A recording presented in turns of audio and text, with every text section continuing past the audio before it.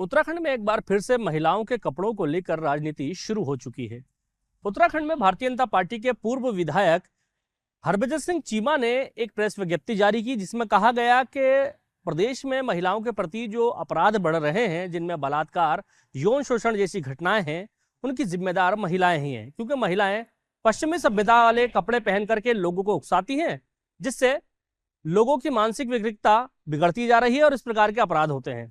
अब ये प्रेस विज्ञप्ति सामने आने के बाद कांग्रेस ने इसे आड़े हाथों लिया है और इसे भारतीय जनता पार्टी की मानसिकता बताते हुए सीधे तौर पे भारतीय जनता पार्टी पर प्रहार किया है। आपको बताते हैं, इस प्रेस विज्ञप्ति के जारी होने के बाद एक बात तो साफ है कि भारतीय जनता पार्टी के लिए बड़ी मुश्किलें खड़ी होने वाली हैं, क्योंकि कांग्रेस इसको मुद्दा बना करके राजनीति शुरू कर चुकी है। लेकिन बता दें, जो प्रेस विज्ञप्ति जारी की गई थी उसमें किसी भी प्रकार का ना तो कोई हस्ताक्षर था विधायक का, ना ही उनकी कोई मोहर थी। लेकिन कहा जा रहा है कि प्रेस विज्ञप्ति उनके ऑफिस से जारी की गई थी, लेकिन इसकी कोई पुष्टि नहीं हो पाई है। इसको लेकर के भारतीय जनता पार्टी ने साफ तौर पे कहा है कि इस प्रकार के किसी भी बयान का समर्थन भारतीय जनता पार्टी नहीं करती है। भारतीय जनता पार्टी ने महिलाओं को लेकर के, चाहे वो केंद्र सरकार हो या राज्य सरकार हो, हमेशा से उनके हित की बात की है। उनके लिए 33% आरक्षण चाहे केंद्र सरकार ने दिया हो या 30% आरक्षण राज्य सरकार ने दिया हो, राज्य सरकारें और भारतीय जनता पार्टी लगातार महिला सशक्तिकरण के लिए काम करती आई है। तो इस प्रकार के बयान से उनका कोई लेना देना नहीं है।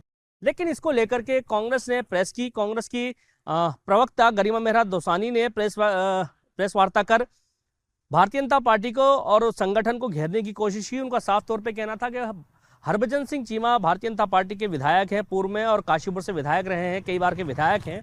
उनकी मानसिकता और उनका यह बयान दर्शाता है कि ये भारतीय जनता पार्टी की मानसिकता है। भारतीय जनता पार्टी के वो विधायक हैं और महिलाओं के प्रति उनकी कैसी सोच है, इस बयान में साफ तौर पर देखा जा सकता है।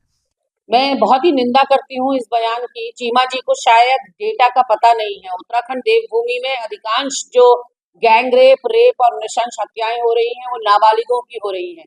तो अगर वो पहनावे को दोष दे रहे हैं तो उनका क्या तात्पर्य है कि छोटी छोटी बच्चियों को पैदा होते ही पूरा ढक दिया जाए? उन बच्चियों का क्या कसूर है? उनके पहनावे पर उनका क्या कसूर है? तो कहीं ना कहीं लड़कों को संस्कार देने के बजाय, बेटों के लिए कोई बात बोलने के बजाय आप जो है लड़कियों के पहनावे पे बात कर रहे हैं। क्यों जो पूरी पूरी ढकी होती हैं औरतें, उनके साथ दुष्कर्म नहीं हो रहे हैं क्या? जिन्होंने सूट साड़ी पहन रखी उनके साथ दुष्कर्म नहीं होते क्या? तो ऐसे में ये एक संकीर्ण मानसिकता का परिचय चीमा जी ने दिया है। और जो लोग ये करते हैं वो विकृत मानसिकता के लोग होते हैं। ये चीमा जी को समझना होगा कि वो नॉर्मल ह्यूमन बींग्स नहीं होते, जो महिलाओं को केवल उपभोग की वस्तु समझते हैं, केवल वासना की दृष्टि से देखते हैं, और जिनकी अपब्रिंगिंग बहुत ही ज्यादा खराब होती है, उसी तरह के लोग इस तरह की चीजें करते हैं। और समाज में ऐसे लोगों की कोई जगह नहीं होनी चाहिए। अगर चीमा जी आगे आकर इन महिला अपराधों के विरोध में कुछ बोलते, इन महिलाओं के साथ खड़े दिखते, तब तो कोई बात होती। लेकिन सीधे महिलाओं को ही उनके पहनावे को दोष देना निश्चित रूप से मैं मानती हूँ कि बहुत ही ज्यादा निंदनीय है। वहीं भारतीय जनता पार्टी के प्रदेश मीडिया प्रभारी और प्रदेश प्रवक्ता मनवीर सिंह चौहान ने साफ तौर पे कहा है कि भारतीय जनता पार्टी इस किसी भी तरह के बयान का समर्थन नहीं करती है। यह भी देखने वाली बात होगी कि यह बयान हरभजन सिंह चीमा ने दिया है या नहीं दिया है, क्योंकि जिस प्रकार की प्रेस विज्ञप्ति जारी हुई है उसमें किसी प्रकार का उनका कोई साइन नहीं है, उनकी कोई मोहर नहीं है। लेकिन जिस तरह से कांग्रेस आरोप लगा रही है वो बिल्कुल निराधार है। भारतीय जनता पार्टी पूर्व में भी और मौजूदा सरकारों में भी लगातार महिलाओं के लिए काम करती रही है। मुख्यमंत्री पुष्कर सिंह धामी हो या फिर प्रधानमंत्री नरेंद्र मोदी हो, लगातार महिलाओं को सशक्त करने के लिए काम कर रहे हैं। तो इस प्रकार के बयान से भारतीय जनता पार्टी का कोई लेना देना नहीं है। कि हरभजन सिंह चीमा ने क्या बयान दिया ये भी हमारे संज्ञान में नहीं है। लेकिन भारतीय जनता पार्टी हमेशा मातृशक्ति का सम्मान करती है, उसके उत्थान के लिए कार्य करती आई है। चाहे हम उत्तराखंड राज्य की बात करें तो महिलाओं को सरकारी नौकरी में आरक्षण देने के लिए 30% का आरक्षण हमारी सरकार के द्वारा दिया जा रहा है। इसके साथ ही चाहे पंचायत हो, नगर निकाय चुनाव हो, उसमें भी हमारी सरकार के द्वारा मातृशक्ति के उत्थान के लिए 50% का आरक्षण इस राज्य में दिया जाता है। इसके साथ ही केंद्र सरकार के द्वारा भी महिलाओं के उत्थान के लिए अनेकों योजनाएं चलाई जा रही हैं और उनको सशक्त करने के लिए केंद्र सरकार के द्वारा भी 30% आरक्षण देने की कानून पास किया गया है।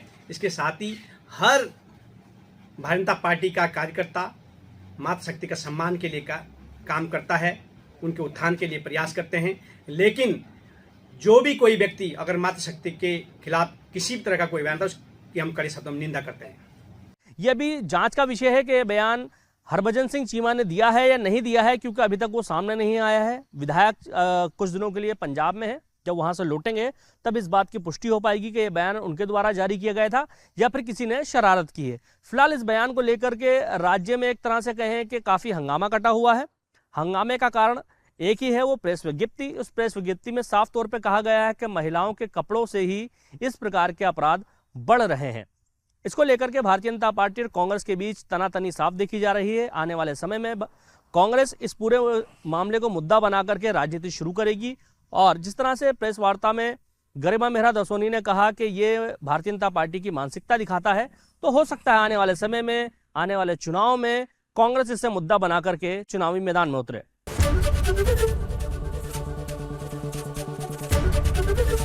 एबीपी गंगा, खबर आपकी, जुबान आपकी।